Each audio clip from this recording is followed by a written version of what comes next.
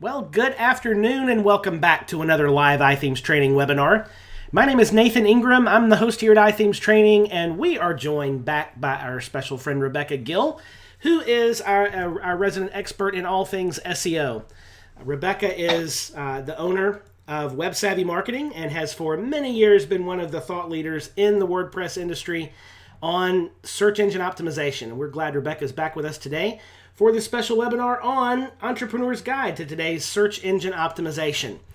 So welcome, Rebecca. We are really glad you're with us today. How are things going?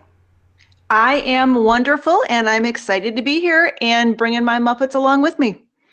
Awesome. So we have Muppets all over the slides today, so it should be a lot of fun. And we will give a link to those slides at the end of the webinar today. So hang around for those. And if you are one who is tempted to furiously scribble while the slides are up, don't worry about that. You'll get a copy of the slides at the end of today's webinar. Also, you'll be able to watch a replay of this webinar if you would like at the same address where you registered. I'm going to drop that back in the chat room now. We'll have that replay up a little bit later today. And as always, here on iThemes Training, if you have questions throughout the webinar, please drop those in our live chat room there at ithemes.com/chat. ithemes.com/chat. Just put the word question in all uppercase ahead of your question. That way I'll be sure to grab it. We'll store all those up and save them for Rebecca as we wrap up today.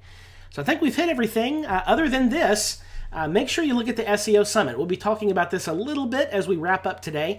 It's over in the sidebar beside the chat room. There's a special 4-day event coming up May 29th through June the 1st. So just about 3 weeks or so, 4 weeks from now, we'll be jumping into the SEO Summit. 4 days, 3 hours a day, full of all sorts of SEO good stuff. And we'll talk about that as we wrap up today. So, all right, Rebecca, let's talk about SEO. Excellent. So today I wanted to go a little bit back to basics. And the reason we're doing this is because it dawned on me, I think in the last webinar that we were doing, that there were a lot of new people attending the webinar that had not sat through presentations, that had not gone through what I talk about as a process for SEO. And I wanted to start here, especially since the summit's coming up, because this is a good kind of foundation for the summit. This presentation isn't pitching the summit, so don't think that that's going to happen, not at all. But it is a good foundation, and it's thinking something that I wanted to make sure we started our webinars for the year with, and then build upon it from there. And since we're going back in time, I want to make sure that I bring my friends, the Muppets, along with me. I am a child of the 70s and 80s, and the Muppets were my favorite. So I hope you can tolerate the Muppets, because they're going to be in every single slide as we move forward.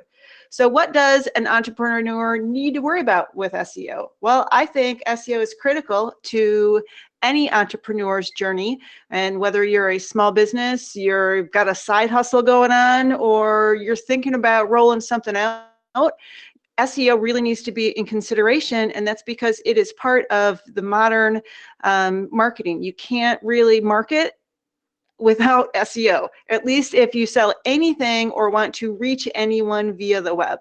And even if you're a local business, SEO is still important, because there's a huge number of people that use their smartphones to search things up before they actually physically go into a store. And I wanted to throw out some metrics for you just to see why I love SEO as much as I do and why I think it's so important. I mean, look at the first one. 87% of people who own a smartphone use a search engine at least once a day. 93% of online experiences begin with a search engine. Leads from search engines have a 14.6% close rate, while outbound leads, cold calling, have a 1.7. Now that one is important, and the reason that one's important, or at least it is to me, is because I know that, and it's close to my heart. In my past life, I ran marketing for a software company, and we did trade shows, we did SEO, we did direct mail, and for all that I wish I never had to do, and I still feel guilty about it today, I ran a call center for the company, and we did cold calling and telemarketing calls. And I will tell you that it took us 500 calls to find a cold lead. And when we found those cold leads, it took us about 9 months to close the business. Now, when something comes in via SEO, it took us 3 months to close that business. And the reason it took us 3 months to close that business was because people were already qualifying themselves as they came into the website, because they were searching on things that were relevant to them, that matched up to what we offered. That's why that close rate is such a different metric than it is from anything else, and it's so important. And it really translates to people who are doing lead gen through the internet, down to those local searches, because 70% of consumers who perform a local search visit a store within 5 miles of their current location, and 78% of location-based mobile searches result in an offline purchase. So when I say SEO is important to entrepreneurs, I'm not kidding, and I just threw out some metrics for you to really know that it is true. But some business owners still say that SEO is not worth the time and money, and that really breaks my heart, because I truly believe it is. In reality, I don't think that it's the SEO that's failing. I think it's that the companies fail to evolve with marketing. And SEO and marketing has changed significantly. I have been doing sales and marketing for over 20 years. I have been doing SEO for over 15 years. And I can tell you things have drastically changed in that time frame. I had a call yesterday with someone I did an audit for. And he said, when we started the call, that he's been told things by consultants before, and they're really just not making a difference. And there was a lot I've discovered in his audit. And I said, are you doing what's been, have you been working on what people have been telling you? I said, your SEO that I see on your site, your whole website is old school, and it can't compete in today's environment. So, and that's things that we're going to talk about today. Is SEO isn't something that stays constant. It is ever evolving, and I want to make sure that you're evolving with it. And that is one of the principal points of today's presentation. So why does SEO really fail? Well, here's my view of it. It's misinformation. People get bits and pieces of information from various places on the internet. It may be accurate, it may not. It may be up to date, it may not. And when you don't have a full, cohesive place of education and a process to follow, you kind of stumble along, because you don't really know what information's right and which one's wrong. Another big one is improper resource assignment. You cannot hand off SEO to the intern unless the intern has been given a lot of education on it and the intern knows your business. I'm a full believer, and with everything in me, that anybody can learn SEO, but it needs to be the right person, a person who wants to be vested in the process, who's willing to learn, and again, knows who your target market is and what you offer to them. Unstructured activity is a big one, and that really relates to lack of process. I am structured. I am OCD, and it has helped me in SEO because I stay structured and because I follow a process for both myself and my clients. And that's what leads us to success. Missing your target market. For example, you might say that your target keyword phrase that's most important on your website is broccoli, but broccoli doesn't relate to anyone specific. It relates to virtually anyone in the world, and I personally hate broccoli. So that's you're not relating what you are focused on to your actual target market. We need to zero in on who are we serving and what are their needs. And their needs are more than just broccoli. Their needs might be a broccoli recipe that their kids would actually eat and enjoy. And you could throw me in there because it would have to sell me on it too. Lack of effort. People think a lot of times that SEO comes with a big fat easy button, like those old Office Max commercials, that you could just push it or hire somebody and throw money at them and poof, SEO is going to happen. That is not what happens. As an entrepreneur or a small business owner, you need to be vested in the process. You have to have a participation for your SEO consultant to be successful. And you have to be bought in. And this isn't, again, about services. This is about you learning doing SEO, whether you do it yourself, you have someone in your organization do it for you, or you hire that out. I still want you to be very participative in that process, because that's how it's going to be successful. And then the last one is failure to focus on the individual. And by the individual, I mean your target market, not just the generic Betty who may drive XYZ car. I don't care about that. I really want to know what Betty is about, what makes her up, what are her problems, what are her challenges. And I'll have some questions later to help you figure that out. So SEO is highly impactful, but it's important to remember that it is super different than years past. If you don't pay attention to that and you still try to do the same things that you did 15 or 10 years ago, guess what's going to happen? It's going to blow up in your face. You're going to have a beaker experience that just starts smoking and things start to fall apart. And that's because, like I said earlier, you have to adapt with what's going on. So a decade ago, it was all rainbows and sweet music when I did SEO, actually probably 15 years ago. A keyword was just a keyword. It could be one word. It could be maybe two. We never went to 3, and we surely didn't go to 4. Webmasters could hide content in white text on white backgrounds. We could flood our homepage with keyword phrases and hope and actually expect that we will rank for them because it was acceptable. Desktop was the only search. Mobile didn't exist. All we had to worry about was how our website was viewed and used on a desktop, and there weren't a bazillion browsers either. We could actually write content for 300 words, and it was considered a worthy piece of content that would rank well. We could even get to page 1 ranking for that on Google. That is not quite the case today. We could buy inbound links. There were no penalties originally about that, and we could kind of do whatever we wanted to gather up those links from everyone else. And then the last one is ranking was easy, or at least it seemed easy for me because I didn't have to deal with all the things we have to deal with today. And even better, we felt like we were superstars because guess what? A #1 rank in Google actually meant that you were at the top of the search results page and you were in the spotlight. You actually knew where you ranked in Google because there was only 1 or 2 versions of the search engine results page, unlike today where there's hundreds of different variations that are presented. Those were such the good days of SEO. If only they lasted. Because they didn't. Guess what happened? Algorithms arrived and changes became frequent. Judgment became fierce. Things started to go bad. Penalties started blowing up websites and blogs, and they were taken completely out of the search index on Google and anybody else. Nobody knew why. Things just started to blow up and go away. Mobile arrived and passed desktop. People were searching more on mobile phones than they were on desktop, which made it very difficult for webmasters and bloggers who only had desktop versions of their websites. Voice search came in recently and took over 20% of all Google inquiries. It changed the way people search. They no longer search for just 1 word or 2 words because they were slow typers. Now they can rattle off big, huge, complex phrases. The knowledge graph came, and when that came, position 1 was no longer position 1. It became position 0. And it no longer meant that if you saw a report that said you were #1 in search, you'd actually be there. You could actually be pushed down halfway down the page because Google could be hogging that space with other things. Competition got fierce. Ranking on page 1 is now limited to long form content. Sometimes it's all the way up to like 2,000 words. In actuality, the average page 1 ranking is about 1,700 words. That is far different than the 300 words that we used to try to aspire to, or that shows up in the Yoast SEO plugin. And to make matters worse, semantic search arrived. It completely changed the way Google views your data, the way Google views user intent, and the way Google matches all of that up together.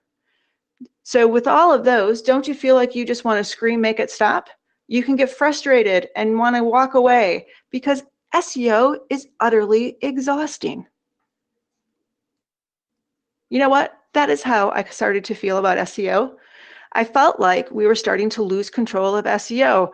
I felt like SEO was going to drive me crazy. We have issues with lack of data, stronger competition, information overload, rules and restrictions, panda and penguins. Those are penalties in case you don't know. Knowledge graphs and rich cards and personalized search and mobile and voice search and malware and performance issues. I lost my love for SEO years ago, and I actually stopped doing it. Even though I had been trained on it, self-trained, 15 years ago, I would tell you that about 10 years ago, you couldn't find it on my website unless you dug really, really deep. It was not in the menu. I never talked about the fact that I knew SEO, and most people that met me in the WordPress community had no idea that I had as much experience with SEO as I did. I was just simply tired of dealing with client penalties. And what was their shortfallings and their lack of traffic and their degrading in results because they were taking shortcuts. They were hiring cheap SEO consultants that they had no idea who they were, what they were doing. And all of that was getting them into penalties. And then they were getting frustrated, and then they were coming to me and wanting me to fix it. Or they were taking the work that we had done together that was producing results, and they blew it all away by the shortcuts that they were trying to do with other consultants. I lost control of my world because I lost my love for SEO, and I pretty much walked away from it. What I needed to remember is that SEO is not about the consultants or the websites. SEO is really about helping people and answering questions and figuring out what people struggle with and producing and optimizing for those answers. I needed to remember that at one point I stole the show, and I did. I was competing against very large publicly held companies, and I was this little David fighting against Goliath. But I did win. I was on page 1, and a lot of that content is still ranking on page 1 on the same website that I optimized 15 years ago. I needed to remember that I could do this again, and I could teach other people to do it again if I just went back to the basics. And I put away all of the chatter about penalties, and I let go of my frustrations with clients who were receiving penalties because they were taking those shortcuts. I just needed to remember that I had to return to my roots, and my roots were helping people. With SEO, I dominated search. And how did I dominate the search? How did my company grow 400% in 2 years? We focused on the user. We provided help. We offered solutions. We provided education. And we did all that while we were building authority for the website and for our company and our brand. Now, you might be wondering, well, how the heck did she do it? Well, we started to look at the customer buying journey. And when we realized for our product, it was really 9 months, and that a user who is going to potentially buy our product doesn't just have one set of search queries that they would look at. They actually have different types of search queries that they would offer and use at different types of or different stages in their buying process. There's an information gathering stage. There's a stage where even before that, they don't even know they need a product or a service. They just know that they have problems, and they're searching for answers to their problems. Once they realize that they need potentially a product or a service, they start to look at different options and different solutions. Then they start to do comparison, and then they start to reach out and actually either make a purchase or become a lead for somebody. And we broke that process down, and we looked at keyword phrases and searches for each stage of that process. And we started very early on, and our focus was education. Never promoting our product, we were just educating them and helping them along their buying journey. And when we did that, we changed our world and we changed our destiny. And that's the beautiful part about SEO. And all of that destiny and that world that was changed is still sitting on page 1 today, still bringing that company in leads, and it's been 15 years.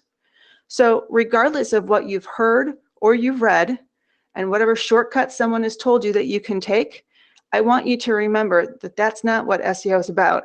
SEO is about helping people and offering solutions.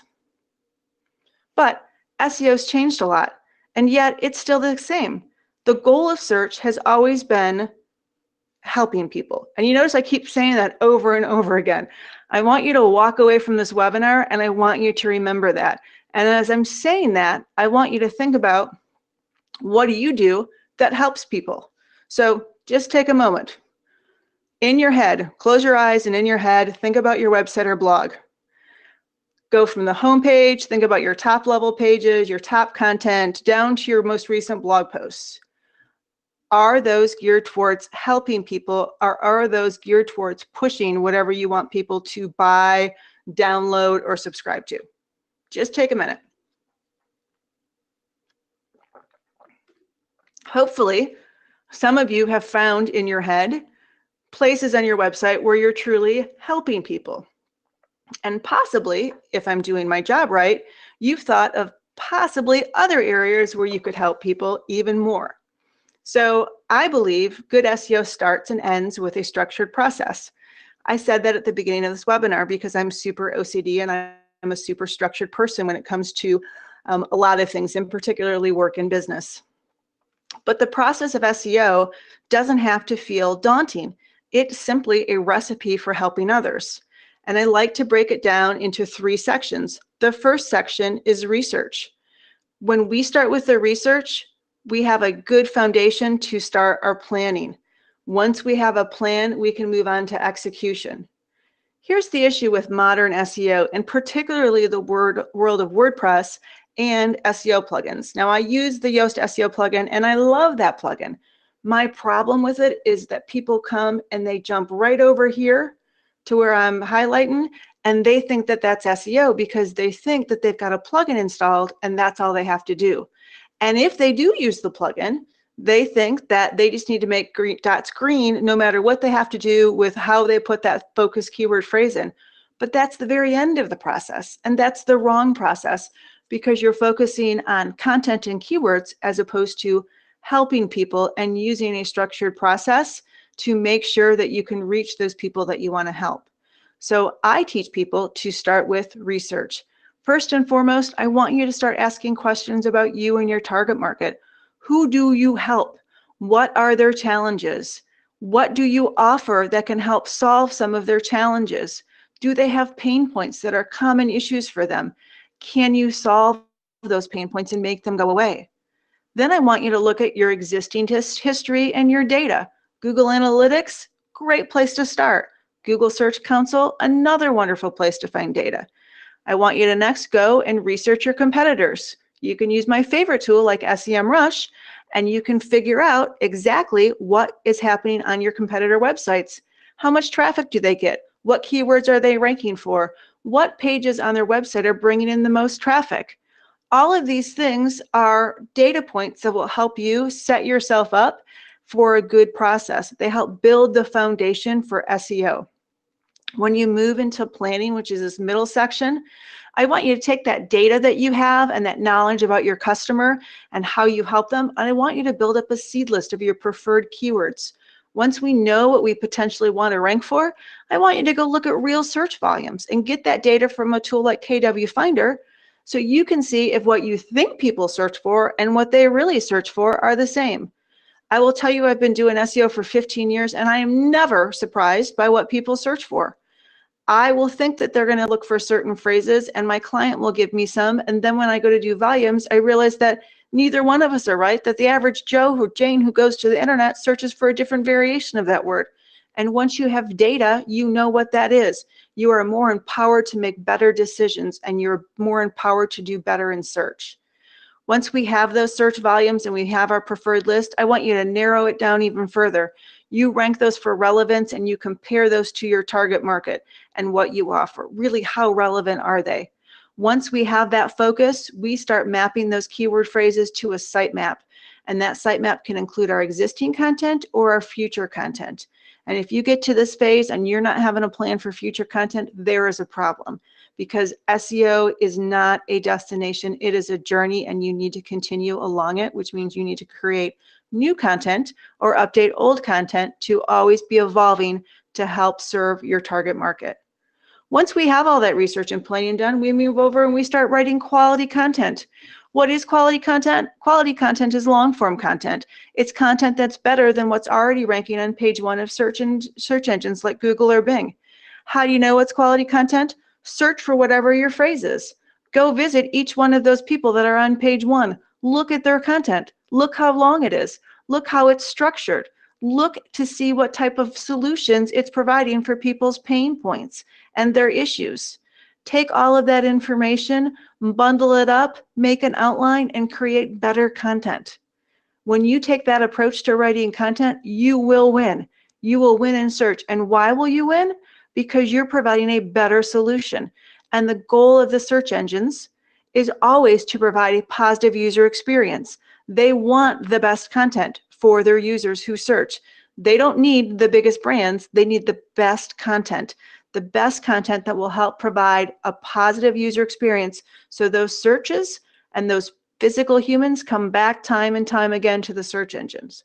Once you've written your content, you've optimized it, hopefully with a plugin like Yoast, I want you to make sure that you promote it and you build links into it. I'm not asking you to send out cheesy, spammy emails and asking everybody and their brother to link to your content. Not at all. I'm asking you to share it on social media. I'm asking you to be public within your industry and participate. I'm asking you to do good. I don't troll for links. I get backlinks naturally because I do old-fashioned marketing and PR. I come on webinars like today to give freely of my time. I go on podcast interviews. I present at conferences. I even sponsor the local Little League team. Everything I do is geared towards creating a positive experience for those around me and doing good. And by default, that goodness will bring me back links. Those backlinks will be of high quality. In the last 6 months, I've gotten very good backlinks from a number of large websites that are within the SEO industry and the WordPress community that have very good authority with search engines. And the only way I've gotten them is just by being aware of what is around me and giving out good, creating ebooks, doing training, being available for people when they have questions. All of that brings back those backlinks. And the best thing about those backlinks is they're legit and they will be long lasting, and they won't just build your SEO. They're going to actually bring traffic into your site and build your brand awareness because they are with authority sites that people trust and know. Once you've done this whole thing, I want you to go back and look at your success rates. What is working and what's not working? And when you start to look at what's working and what's not working, you can see some outliers and things that have really worked or things that have maybe not worked so much. And when you do that, the cool thing is you can say, okay, what did I do differently from my success to my failure? You get to start seeing what works for your website, your industry, and the people that you serve. This is how I taught myself SEO 15 years ago, and I'm still a huge proponent of people doing this ongoing because it's the best way for you to see what's happening. Every industry is unique. Every website is unique. There is no universal answer for anything in SEO. It is going to be varied based on you, what you offer, your competition, your industry as a whole, and how Google views all of that. And that's why having a process and then going back at the end of the process and looking to see what works is really important. Okay, so the first step in any SEO journey is to ask questions about you and your visitor. That was the first thing on my last slide over to the left. Questions I'd like you to ask. Who are you? What do you do? What makes you different? Who do you compete with? Who do you actually help? And how can you help them? What problems do your visitors have? What questions do they ask? And how can you answer any of those questions with your website, videos, podcasts, images, whatever you're going to create? How can you serve them, right? Because it's about serving your customer. Now, when you've heard other people talk about SEO in the past, I'm probably going to bet that they didn't try to get you to answer those questions. They may have asked you for a retainer of X amount of money or told you they would just take care of it or whatever. I don't know. But you have to start with those questions, because if you don't start with your target market and how you help them, any SEO work you do will be in vain. All right, the next step is to take and convert those answers into keywords. This becomes kind of a formula, and I have a gut experience for this because I've been doing it for so long, but it really is possible to match up keywords to solutions for your customers, right? And what they're going to be searching for. The important thing here is to remember user intent. I had talked about that buying journey. Where do your keywords fit within your customer's buying journey, and their pain points and their problems that they're trying to solve? Marrying those up are important. You may have heard keywords are dead. That is false. Keywords are still important. They're just really different than what they were before. New users are coming online every day, so search queries are more and more diverse.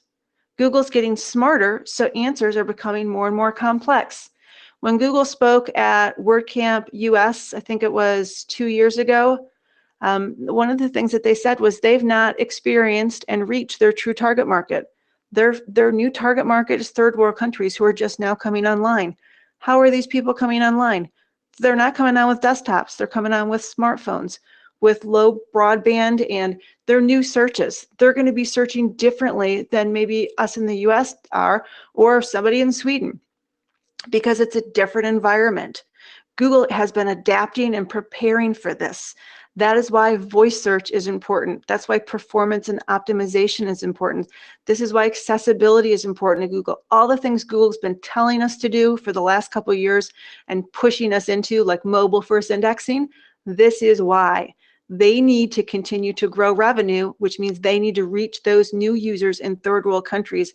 And even if that's not our target market and not who we are selling to, we have to be cognizant of that pursuit and that target demographic for Google, because Google's changing the way it processes things and it's adapting for them. It is also adapting for people like my daughter and my son, who are 18 and 12. And what do? They don't type in search queries, they talk to their phone. They get all different types of answers all of the time, and they're long form searches. They're not one words. Good Lord, my daughter can whip off something quick, both in typing and verbally, to get a very long search query. These are the things we need to be aware of and adapt for. So what kind of searches do people do? Well, one of my favorites is my son. When I told him we could not have mac and cheese every single night for dinner because it isn't healthy, what did he do? He said, "Hey Google, is mac and cheese healthy?" And guess what Google came back with? Google told my son that mac and cheese could be a whole lot healthier if he added cauliflower to it.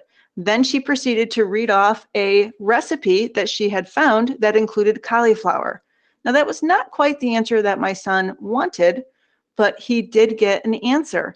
And it was a very smart answer, and it was all done through search. And notice that wasn't one word or two words, that was long, and it was a question.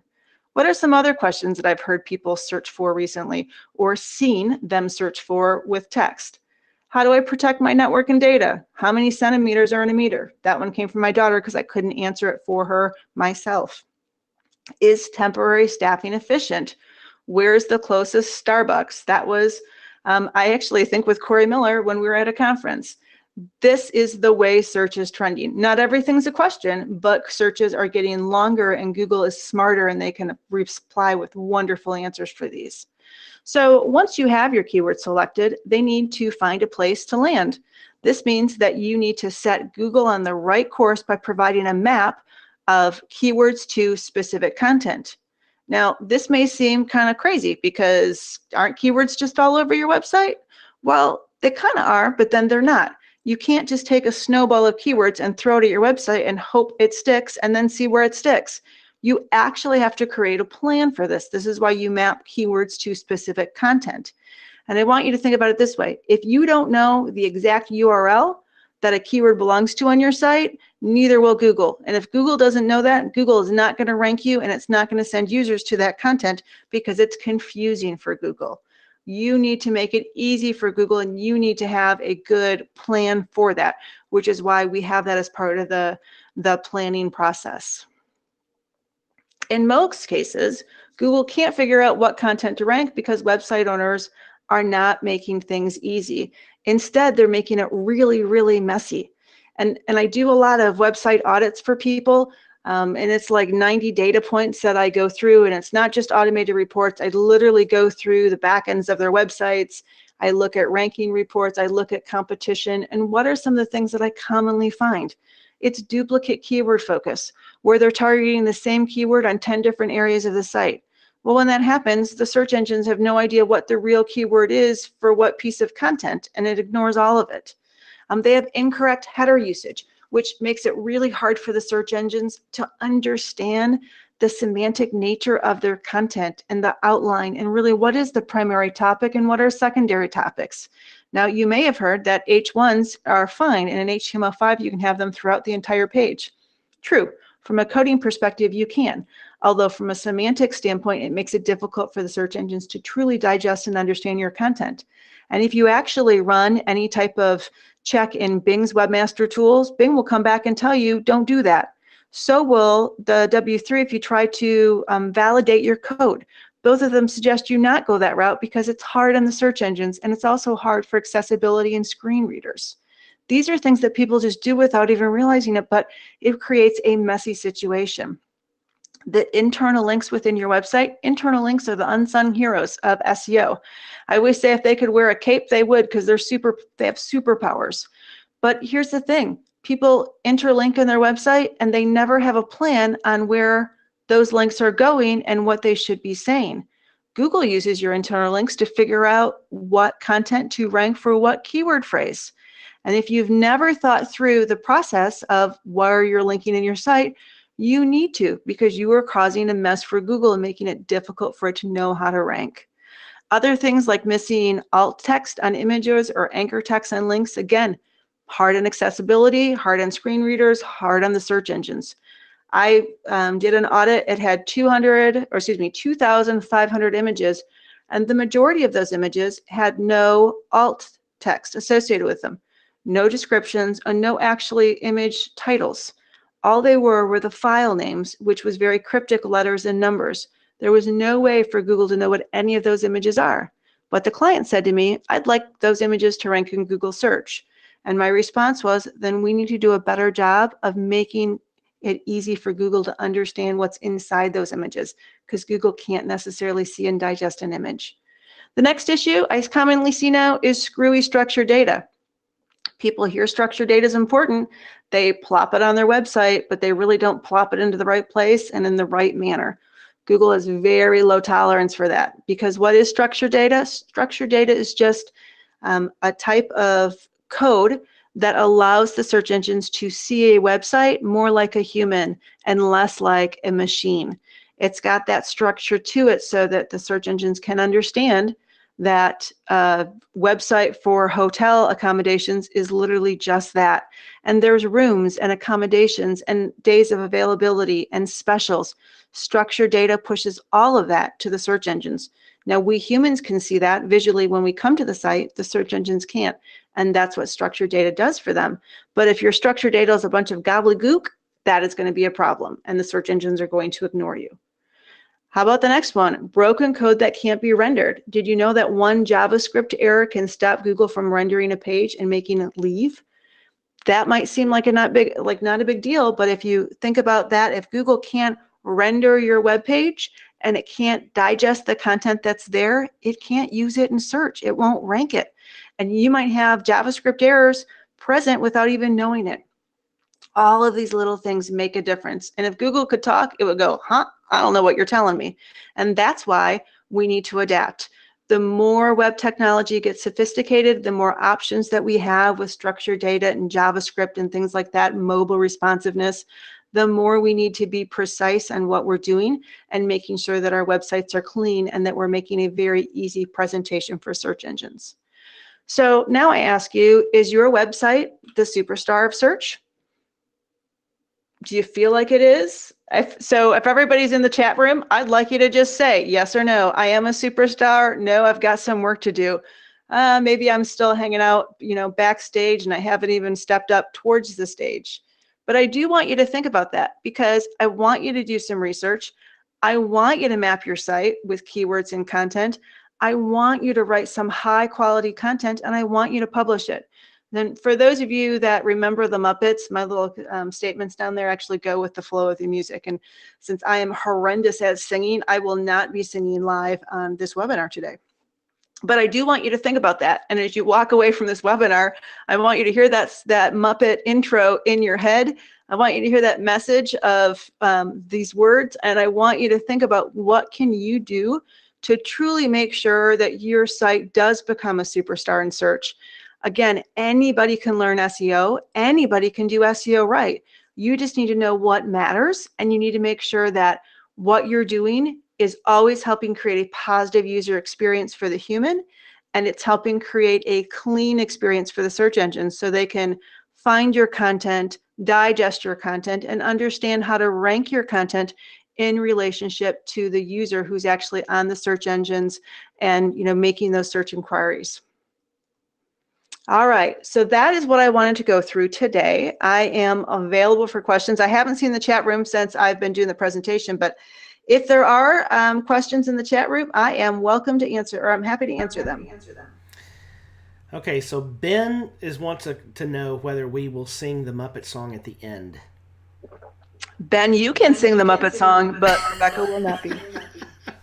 So, on that note, we do have several questions queued up. If you have been waiting to ask your question, please do so over at ithemes.com/chat, ithemes.com/chat. And I'll have that saved up for Rebecca here. Just drop it right there in the chat and we'll get it over to her. Before we start questions, though, this has been a very good overview webinar of I think the most important priorities in SEO. We have coming up at the end of this month, May 29th through June the 1st, the SEO Summit, which is a deep dive into most of these topics. Rebecca, do you want to talk just a little bit about what we're going to be covering in those 4 days? Sure.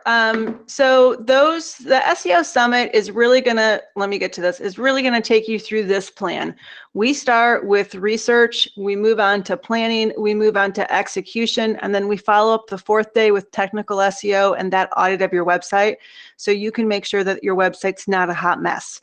And I say hot mess because most of the time when people come to me for a website audit, it is a hot mess. And once I point out stuff, they say to me, holy cow, I had no idea so much was wrong and things had spiraled out of control. Now I kind of can understand why I'm not ranking. So that is the point of the summit. Like, I can't go through all of the nitty gritty of all of this process in an hour-long webinar. My online course is 8 hours, and that doesn't even include the audit. But with a format like the SEO Summit, we can actually do that because we have 3-hour blocks of times day after day, and that's what we're going to do. But I will warn you, the SEO Summit does require that you do homework. I'm not going to check your homework, but for you to get the most out of it, you are going to have assignments prior to coming, and you're going to have assignments each night after we do our education. So if you decide to come in and you decide to join us, just make sure that you allow time for that. Because again, I want you to get the most out of it, and that means you need to have time available to sit through the presentations, digest everything, and then have time for your homework, because homework is key in SEO. All right, so it's going to be a deep dive for 4 days. And plan to block out some time around that. If you're going to be participating in the summit, to get the most out of it, get those homework assignments done. This will be similar but updated information to what we've had in previous summits. Is that right, Rebecca? Yes, absolutely. So we did a SEO Summit 2 years ago, and it is going to be very similar. However, we're bringing in things that really have shifted over the last 2 years, and that is things like structured data, accessibility, the technical aspects of SEO, user intent, semantic search. All of those things are that they weren't hot topics and really focus points of Google 2 years ago, but they are now.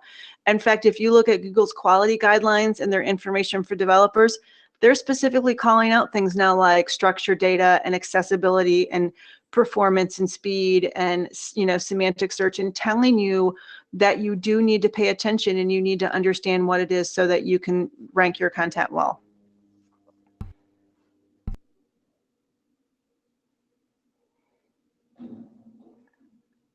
Nathan, are you muted and talking because we're not hearing you? Yeah, I am. Because I do this. It seems like I only do that when it's you, Rebecca. I have not done that, I think, since the last webinar we had. Well, but yeah, I just am overpowering, apparently. Indeed. So maybe early on, you talked a lot about the importance of being helpful with your content.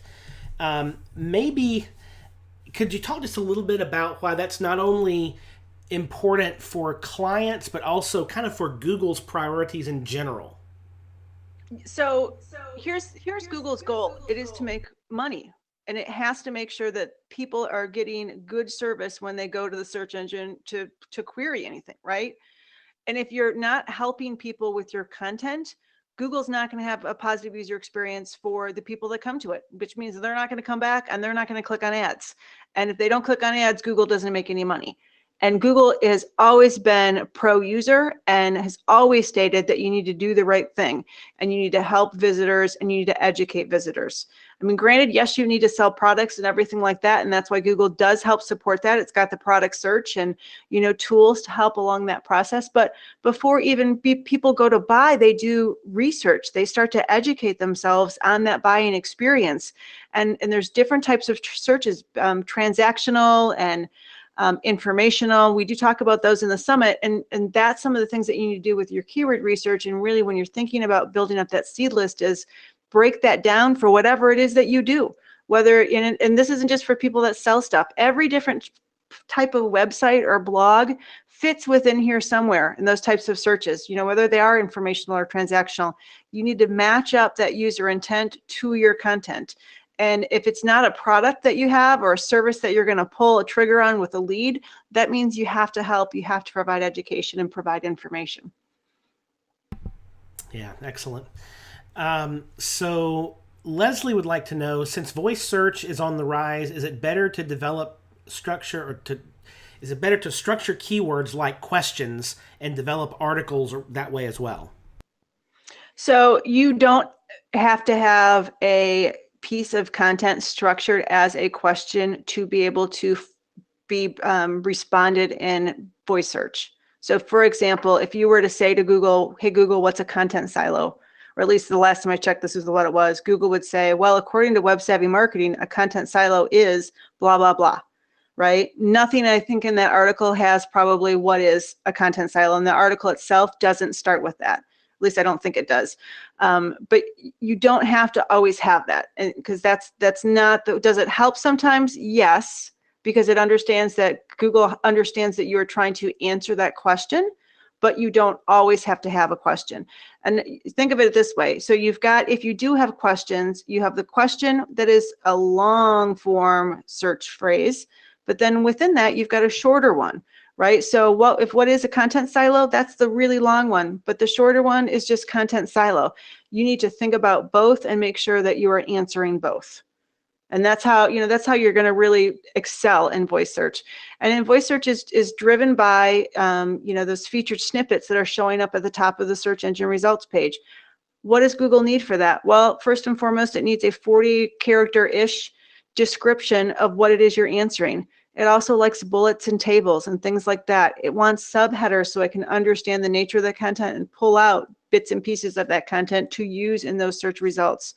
So it's not just the questions. There's a little bit more that goes involved with ranking for those, but anybody can rank for them. You don't need to be a big brand to get up there. You just need to have the best content and have it well laid out so Google can digest it and use it. Fantastic. And I just dropped the link for the slides today in the chat room. I'm also going to put the link to Rebecca's Facebook group, the SEO Launchpad.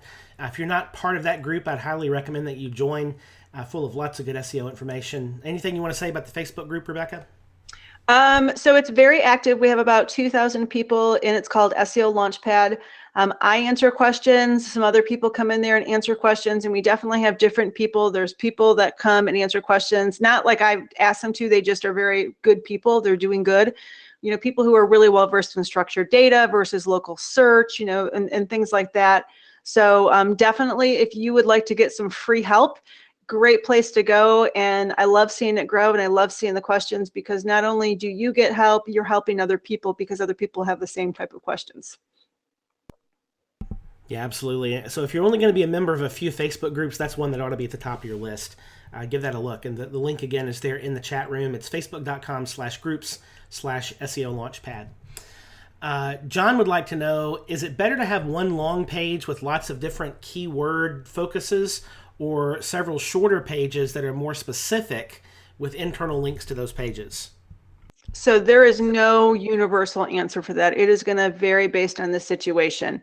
I would tell you this though. So 10 years ago, we would have had 10 shorter pages and each page having its own unique keyword phrase. Today, we don't have to necessarily take that route. We can have a longer page with 5 different search phrases, and then another page with 5 different search phrases. And that's because Google is getting better at parsing through that information. And as long as you're using semantic headers and making sure that they match up to the content and provide an outline for it, and they use keyword phrases that you're trying to focus on, you can pull off lots and lots of search phrases on one URL. What I would use as a guiding factor, I'd look at some of the URLs that are some of the phrases that you're trying to search for and see how long that content is. If everything on page 1 is 5,000 words, well, then you know that you can't write a 500-word article and try to outbeat them. If If everything on there is 500 words, then you probably know you don't have to write a 5,000 word article to rank better or even to answer the question fully. So, use that as your guide. That's a great answer. Okay, this should be a fun question. Ben would like to know, what do you say to those quote-unquote hip consultants that say people don't use Google any longer, they search for products and things on Instagram instead? I would ask them to go talk to my husband, because my husband isn't going to get on Instagram. He's not going to get on Pinterest, and he uses the internet all the time.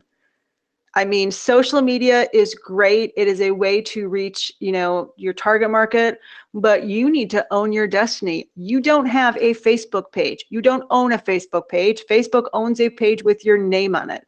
Instagram, you don't own an Instagram account. Instagram owns a profile that has your name on it, and it can go away at any time. So keep that in mind if you're putting all your eggs into those baskets. That is so true. Matter of fact, I had a discussion about this a few months ago with another presenter at a WordCamp who told this horror story of, Instagram removing a brand page, and there's really no due process. That can just go away. Yes, Facebook can do the same thing. And look at what Facebook is. The engagement on Facebook, organic, is so down compared to what it was 5 years ago. It's not even funny. If you're a page, you can't rely on Facebook traffic to come organically through a page.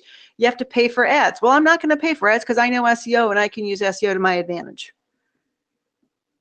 Yep, absolutely. Okay, here's a question from Girl Who Can't Type, who wants to know, what about the latest data retention controls in Google Analytics for May 25th? Is there anything we need to be concerned about? Does it affect SEO? Any thoughts on that? There is a setting in Google Analytics that you need to change to make sure that you are saving your data.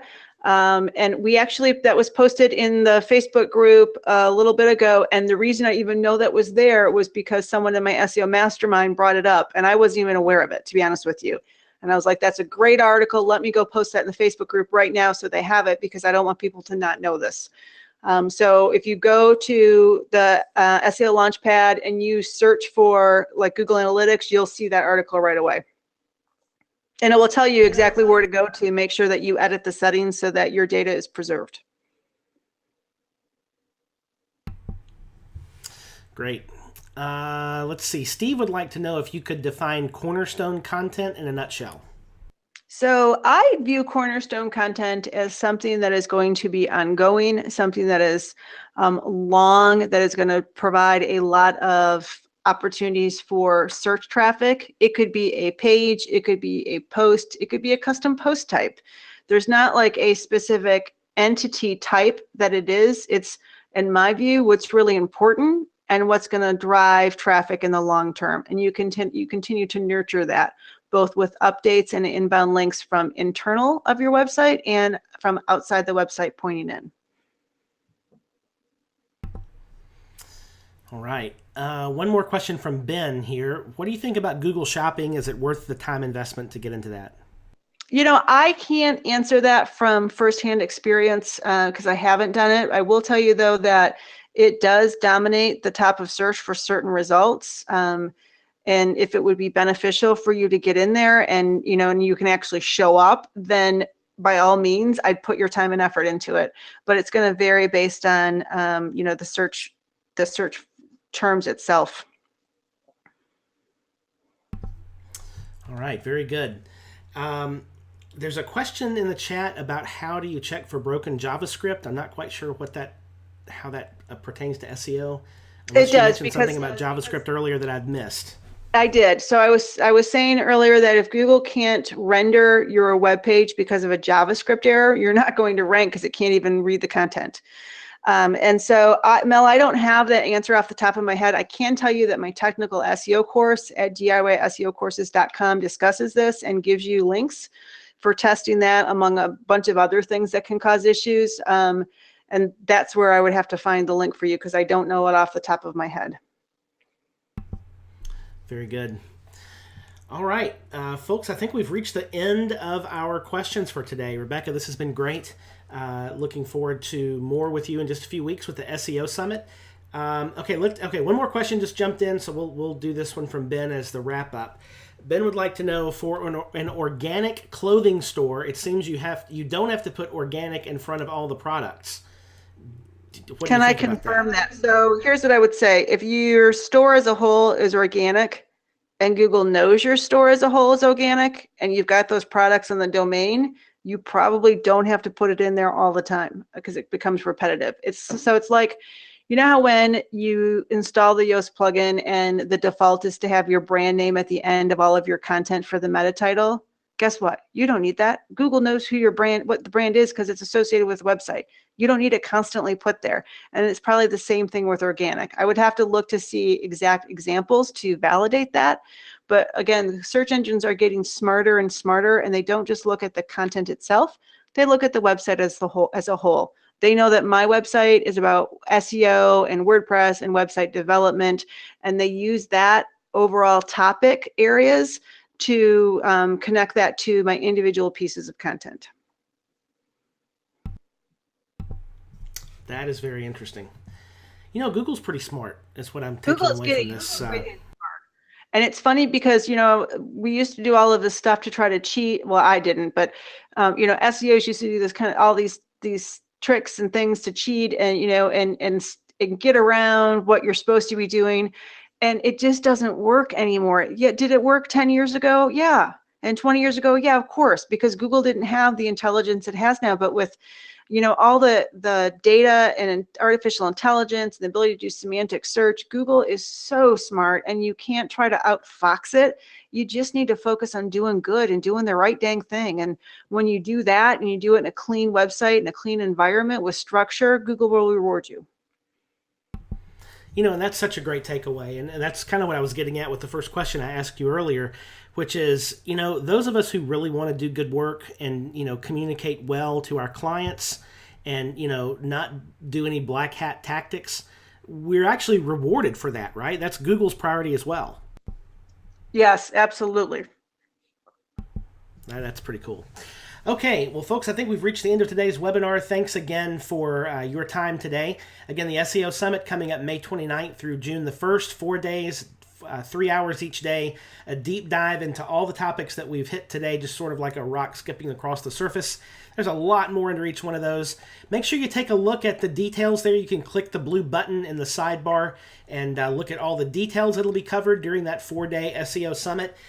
It's a regular $247 ticket. There's a $50 off for early bird registration that is good through May the 18th. So if you've been considering signing up for SEO Summit, make sure you do that and get that early bird discount. It's a good discount, but it does go away May the 18th right around noontime. So make sure, actually right around midnight. So make sure you grab that and join us for those days. Again, hey, Rebecca, thanks a lot for being with us today. This has been good information and a good discussion. Any last notes as we wrap up that you'd like to share? I would just tell you to go forth and do good. And share the Muppets, right? Share the Muppets. Yes, absolutely. Well, thank you all for being with us today. We appreciate your time and investing that with us. Hopefully it's been a good investment of your time and you've learned a few things. We will see you next time here on iThemes Training, where we go further together.